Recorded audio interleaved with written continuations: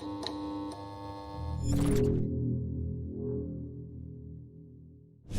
everyone, I'm your host Ryan. Today we'll be talking about testimonials. When used incorrectly, you'll encounter many testimonials that just don't cut it. They're either too vague, too boring, or just unbelievable. When used correctly, testimonials can be a powerful marketing tool.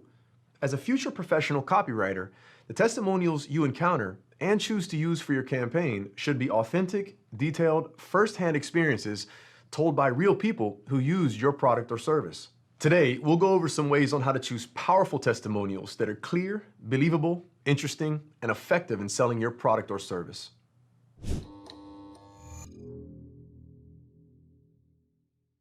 A testimonial is a statement from a customer that vouches for a brand's products or services by recounting a positive personal experience with the product or service.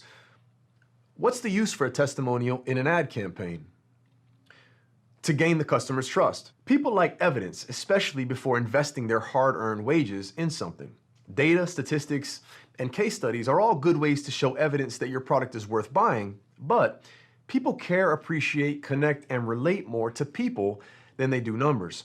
What makes testimonials the easiest and most effective way to gain your customers' trust is the human connection they make with the person who lived through that positive experience using that product or service. How do we go about getting those testimonials? Easy. You can get testimonials by asking for them or by listening to your customer. Asking your biggest supporters for a testimonial will get you good ones. The people who like your brand will want to help you out.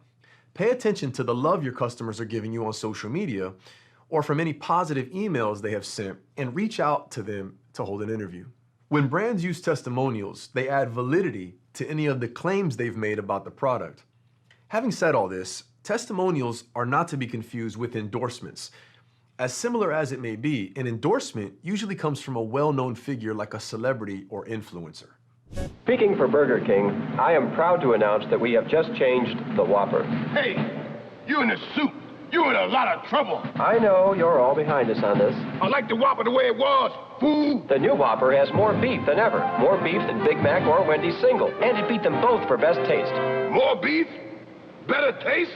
The new Whopper. More beef than Big Mac or Wendy's single, and winner for best taste. Okay, fool. It's good. I'll let you live. As incredible as that was, it wasn't a testimonial. Mr. T just gave the Burger King Whopper an endorsement. A testimonial is specifically from a customer that has actually purchased and used the product. The testimonial should be authentic, which takes us to the next point. What are the ways to make testimonials effective?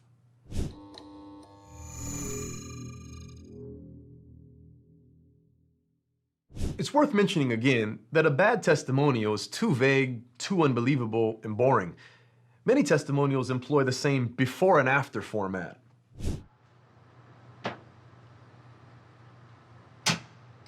Before I used mouthwash, my breath stunk.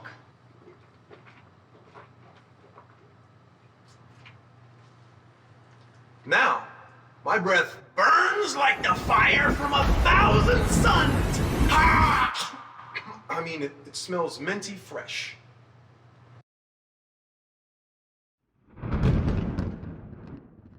The before and after testimonial, well, without that exciting bit, isn't good enough.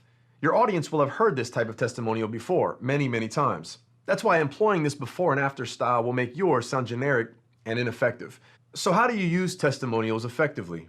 It all comes down to the edit. How a testimonial is edited will make it or break it. A good testimonial is short, direct, and authentic. Short, because a testimonial that's too long will bore audiences.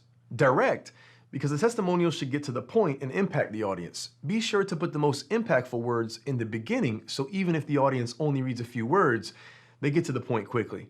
And authentic, because you want the testimonial to be believable and convincing. An audience can tell if you wrote something and the customer didn't. There are some guidelines I want to leave you with before we wrap up this lesson. 1.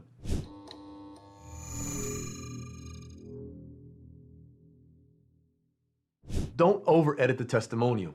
It'll sound more like you and less like a real, genuine customer. The testimonial should be in real language that the customer actually speaks in.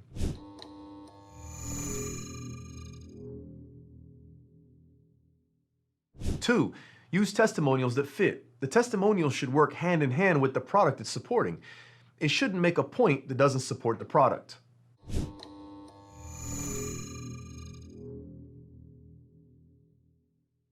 Three, address objections.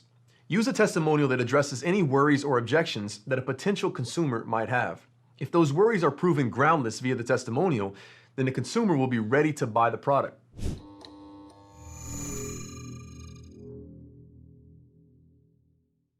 Four, never fake it. Don't fake the testimonial. Like I said, the audience can tell when a marketer has written something pretending to be a customer. It's better not to use a testimonial at all than to fake one.